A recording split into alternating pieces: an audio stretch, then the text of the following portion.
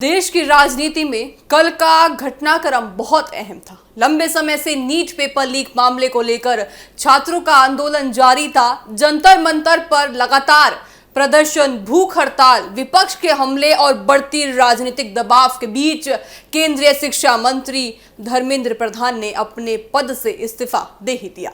इस फैसले के बाद सियासी गलियारों में नई बहस शुरू हो गई। पिछले 12 सालों में ये दूसरा मौका है, जी हां, जब बढ़ते विवाद और सार्वजनिक दबाव के बीच मोदी सरकार के किसी केंद्रीय मंत्री ने इस्तीफा दिया हो। नीट पेपर लीक विवाद को लेकर पिछले कई दिनों से देश भर में छात्र प्रदर्शन कर रहे थे। दिल्ली के जंतर मंतर पर आंदोलन लगातार चल रहा था। आंदोलन में शामिल छात्र परीक्षा प्रणाली में सुधार और जिम्मेदारी तय करने की मांग कर रहे थे। इसी दौरान शिक्षा मंत्री धर्मेंद्र प्रधान के इस्तीफे की मांग भी लगातार तेज होती गई। सरकार और प्रदर्शनकारियों के बीच कई दौर की बातचीत हुई, लेकिन विवाद पूरी तरह खत्म नहीं हो सका। आखिरकार बढ़ते दबाव के बीच धर्मेंद्र प्रधान ने प्रधानमंत्री नरेंद्र मोदी को अपना इस्तीफा सौंप दिया। धर्मेंद्र प्रधान अब प्रधानमंत्री नरेंद्र मोदी के नेतृत्व वाले सरकार में ऐसे दूसरे केंद्रीय मंत्री बन गए हैं जिन्हें विवाद और बढ़ते सार्वजनिक दबाव के बीच पद छोड़ना पड़ा। इससे पहले साल 2018 में तत्कालीन विदेश राज्य मंत्री एमजे अकबर ने मी टू विवाद के दौरान इस्तीफा दिया था।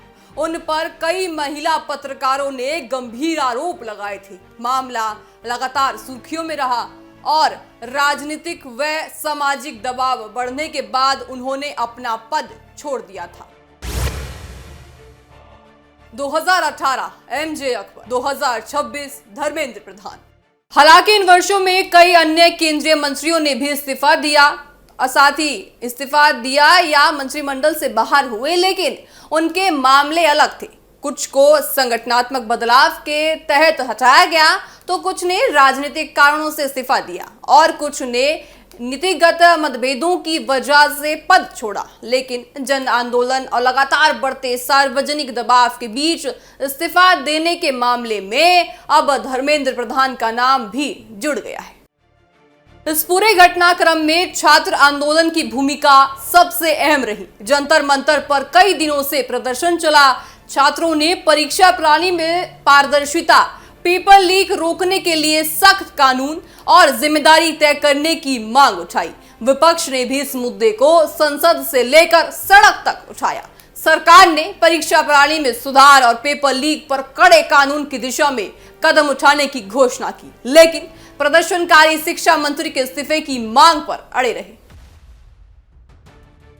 फिलहाल इतना तय है कि छात्रों के आंदोलन ने राष्ट्रीय राजनीति पर बड़ा असर डाल दिया है। जंतर मंतर से उठी आवाज आखिरकार सत्ता के गलियारों तक पहुंची और केंद्रीय मंत्री के इस्तीफे के साथ इस पूरे विवाद ने नया राजनीतिक मोड़ ले लिया। अब नजर इस बात पर रहेगी कि सरकार आगे क्या कदम उठाती है और क्या इससे छात्रों का भरोसा फिर से वापस आ पाएगा।